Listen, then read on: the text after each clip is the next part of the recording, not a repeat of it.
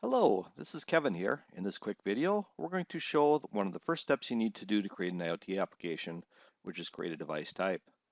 At the home page, click on Studio, then click on Device Types under Make,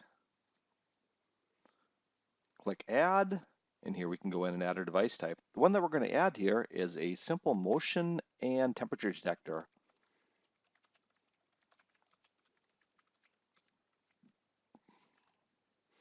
We're just going to give it a fictitious model number.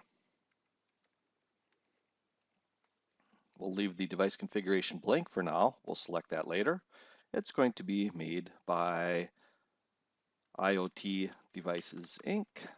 And here we can add some additional parameters, additional information to go along with that device type, such as resources, which would be things like manuals, images, pictures, videos getting started, and so on.